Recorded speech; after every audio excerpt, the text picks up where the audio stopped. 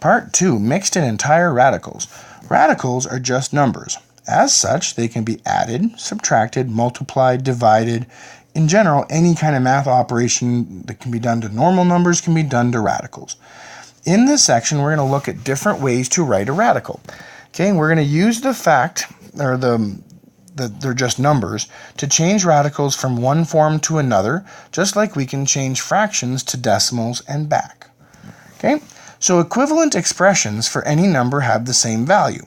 Equivalent means the same or equal. Okay, so the square root of 16 times 9 is equivalent to the square root of 16 times the square root of 9, because if you multiply these, this is the square root of 144, which is 12. Okay, awesome. Square root of 16 is 4. Square root of 9 is 3. So 4 times 3 is 12. Hey, look at that. They worked out to be exactly the same thing. Okay, similarly, the cube root of 8 times 27 is the same as the cube root of 8 times the cube root of 27. Okay, and I'll show you how. So the cube root, if I take 8 times 27, I get 216. Okay, the cube root of 216 is 6. You can type that into your calculator if you don't believe me. Now, the cube root of 8 is 2. The cube root of 27 is 3. Now, 2 times 3 is 6. Okay, so these two examples,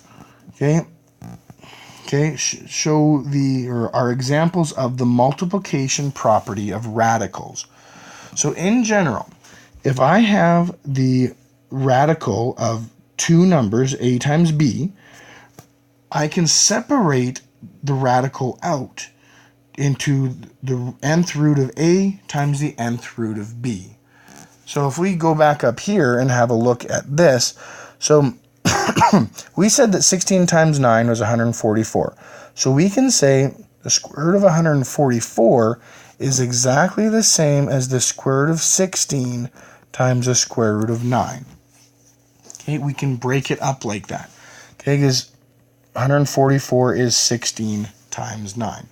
Okay, so I can just take those factors, and I can square root the 16, I can square root the 9, and that works out to exactly the same thing. Okay, now we're going to use this property to simplify square roots and cube roots, okay, that aren't perfect squares or perfect cubes, okay, but have factors that are perfect squares or cubes. Confused yet? Okay, we'll fix that. This is not crazy hard, but takes some getting used to. Okay, so example 1. So simplifying radicals using prime factorization. You thought you were done with that, did you? Okay. Now, so 63, so that's 9 times 7. Okay, 9 is 3 times 3 times 7. So basically, root 63 is the same as root 3 times 3 times 7. Okay, now, we can simplify this. Okay, 3 times 3, so I can go root 3 times root 3 times root 7. That's the same thing. Now, root 3 times root 3, well, hopefully you guys know, that's just root 9 times root 7. Now, what is the square root of 9, though? That's 3, right? Square root of 9 is 3, so 3 root 7. Now, I can do this from here, too, because root 3 times root 3, yeah, that's just 3. You can try typing it in on your calculator. It works out to 3, so that's 3 root 7. Okay, awesome. Perfect. Okay, so that is how we do this using prime factors. Okay, so let's see, we try this again with 108. Oh, look, we're cube rooting, though. That means we need triples, right? That's what the cube root bit means. Okay, so 108 is even, so there's a 2 there, so 2 and 54. Okay, that's also, so 54 is 6 times 9. If we can go with bigger numbers, it's easier for us. So 6 is 2 times 3. 9 is 3 times 3. So look, the prime factorization of this, the cube root of 108 is equal to the cube root of 2 times 2 times 3 times 3 times 3.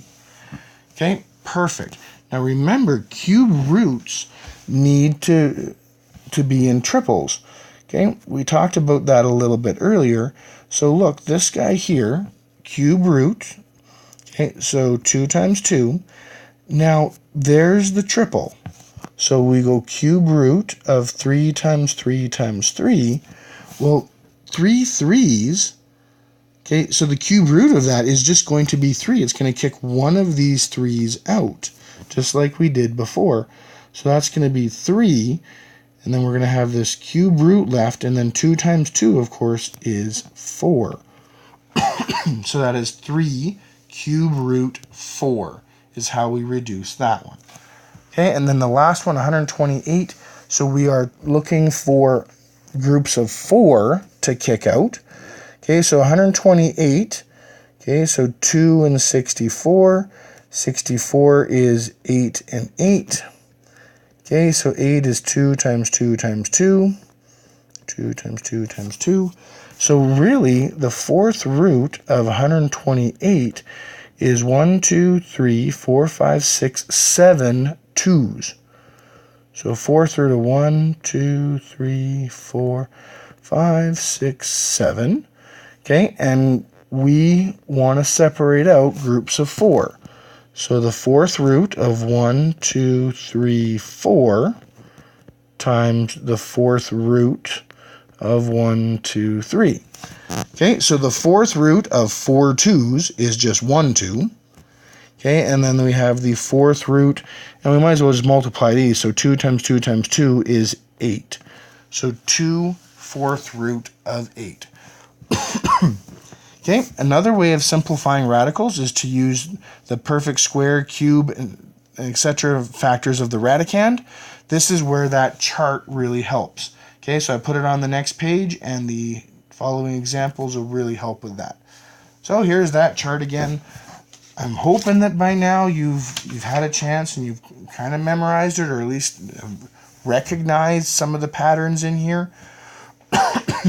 Okay, so example 2. We're going to write these radicals in the simplest form. So kind of like we did on the last example, it's just instead of using prime factorization, we're just going to factor, and we're going to get these numbers here on the side. I'll show you how to do that.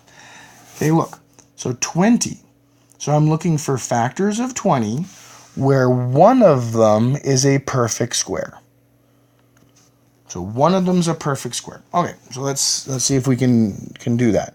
So 20, well 20 is 4 times 5. See how 4 is in this list? Okay, so that means that 4 is a perfect square. So watch what I do here.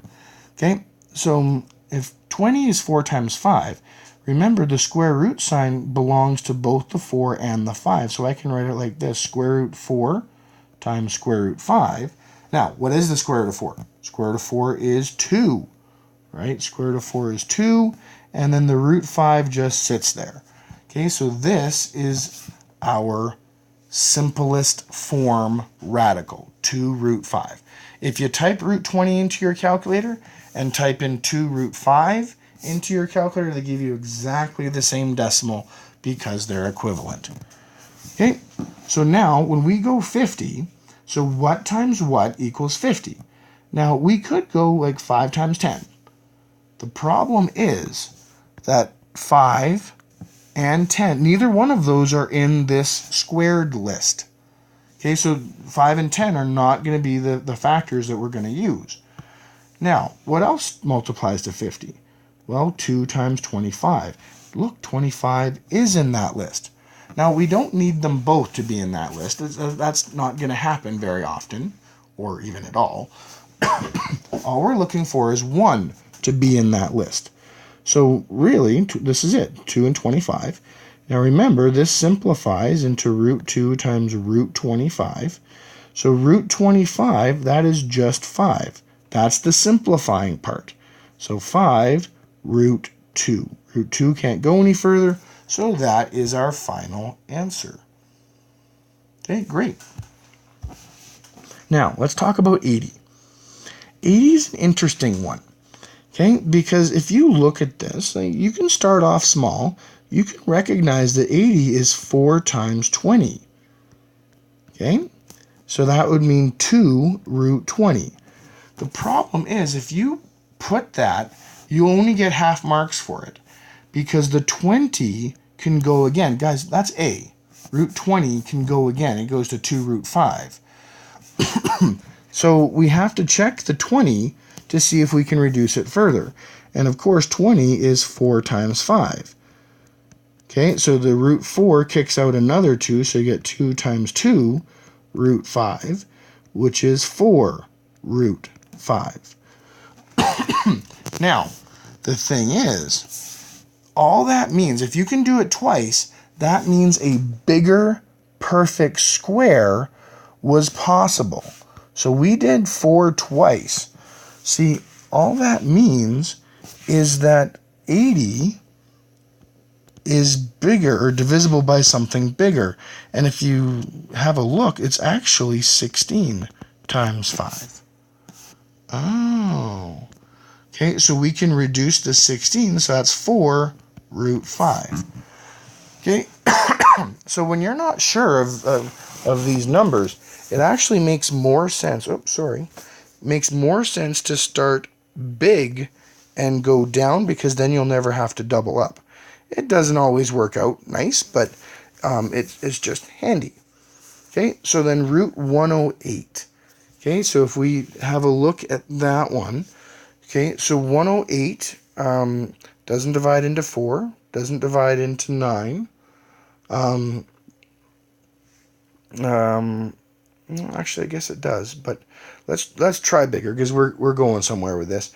The biggest one it divides into is 36. Okay, so it is 3 times 36. Okay, so it's root 3 times root 36. So that is 6 root 3. Right, root 36 is just 6. So 6 root 3. Pardon me, my goodness. Okay, so let's just try a few more because I know that this is tricky for kids. Sorry, I keep moving my tablet around in it. Okay, anyways, so root 26. So 26 is 2 times 13, 1 times 26. Those are the only factors of 26. And none of them are in that perfect square list.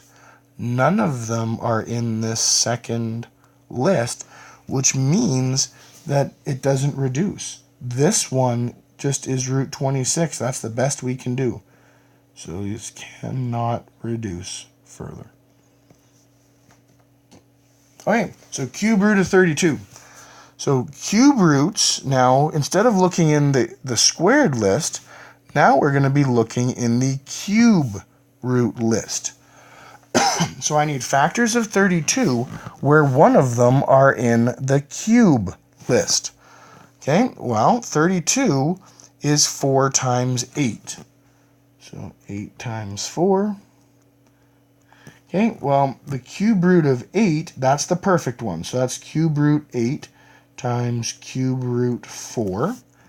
Okay, so the cube root of 8 is 2. So cube root of 8 is 2, so 2 cube root 4. So that is the reduced version of cube root 32. Okay, so cube root 135. Again, it's helpful to start big.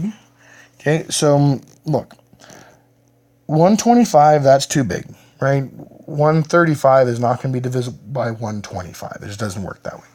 Okay, 135 divided by 64. No, that doesn't work either. Okay, 135 divided by 27. That one works. So 135 divided by 27 is 5. So this is 27 times 5. So cube root. So remember that cube root is just going to separate out into those two numbers. So 27 times cube root of 5. Cube root of 27 is 3. So 3 cube root 5. That's it. Good. Now, the fourth root. The fourth roots, of course, are just looking in the fourth column, okay, or to the fourth column. So 48, so ones don't help ever. 81 is too big, okay, so it is divisible by 16. Really, the fourths and fifths columns, they get so big so fast. It's usually a 2, sometimes a 3. But anyway, so this one is 16 times 3. So fourth root.